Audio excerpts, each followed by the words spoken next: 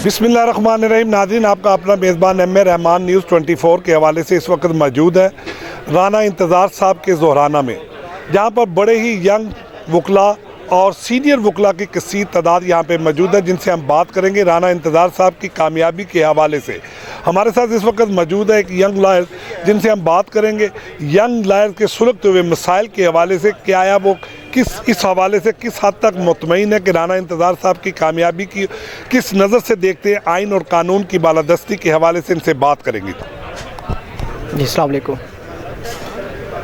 जी, राना इंतज़ार साहब हमारे सदारती उम्मीदवार हैं और राना इंतज़ार साहब पहले being secretary Lahore bar association और उसके बाद मेंबर पंजाब बार मुंतखब हुए और तमाम तर जो यंग लॉयर्स के जो उसके मसाइल थे उन्हीं को एड्रेस किया और अभी भी इंशाअल्लाह अज़ीज़ वो मजबूत उम्मीदवार हैं।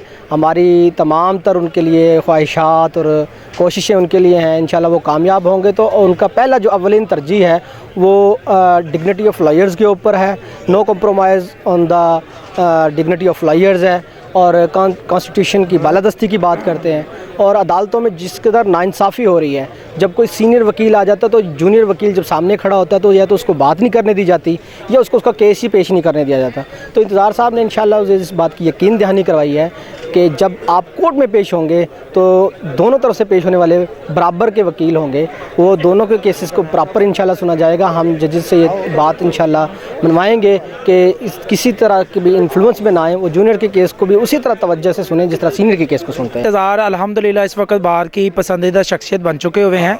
3 कैंडिडेट हैं जिसमें सबसे पॉपुलर इस वक्त राना इंतज़ार हैं और यंगस्टर की क्या, सीनियर की क्या, मिडल एज, हर एज के लोग राना इंतज़ार को अपना पसंदीदा कैंडिडेट क्लियर कर चुके हैं। राना इंतज़ार की कामयाबी लाहौर बार की कामयाबी और हम वकला की कामयाबी है। वकला हमारे जो हैं वो राना इंतज़ार की कामयाबी के साथ वाबस्ता हैं। बिल्कुल, जैसा कि माशाल्लाह वकला कम्युनिटी में इलेक्शन का जोशो खरोश है और 3 कैंडिडेट्स हैं अपोजिशन में। राना इंतज़ार साहब हमारे एक फेवरेट कैंडिडेट हैं, सदारत के उम्मीदवार हैं और इंशाल्लाह हमारी जीत जो है वो अल्लाह की तरफ से श्योर होगी। वकला कम्युनिटी का जोशो खरोश, यंग लॉयर्स, सीनियर लॉयर्स का जोशो खरोश वो इंशाल्लाह राना इंतज़ार साहब के साथ है और इंशाल्लाह 14 जनवरी का जो सूरज होगा वो राना इंतज़ार साहब की जीत का सूरज होगा। जी, राना इंतज़ार साहब प्रेसिडेंट के कैंडिडेट हैं, हामिद खान ग्रुप के जो हैं टिकट होल्डर हैं और इससे पहले सेक्रेटरी की जो नशिस्त है वो एंजॉय कर चुके हैं, मेंबर पंजाब बार की कर चुके हैं। उसके बाद राना इंतज़ार साहब अब इलेक्शन कंटेस्ट करें सदारत का। इसमें मैं बताता चलूँ कि राना इंतज़ार साहब जो हैं ये उभरता हुआ सितारा नौजवानों की बदौलत के साथ साथ जो है बदस्ते शफ़क़त अपने बुज़ुर्गान, अपने उस्ताद मोहतरम के ज़ेरे साया इलेक्शन कंटेस्ट कर रहे हैं और अल्हम्दुलिल्लाह ये जीत का निशान है। अस्सलाम वालेकुम जी, मेरा नाम एडवोकेट अमल है और मैं राना इंतज़ार साहब की सपोर्टर भी हूँ और बैजर भी हूँ। मैं राना साहब के बारे में बहुत पुरुमीद हूँ इस लिहाज से कि ये यंग लॉयर्स को बहुत ज़्यादा सपोर्ट करते हैं और आप जानते हैं जैसे कि इनका ताल्लुक़ पीटीआई से है और हम पीटीआई के को भी सपोर्ट करते हैं।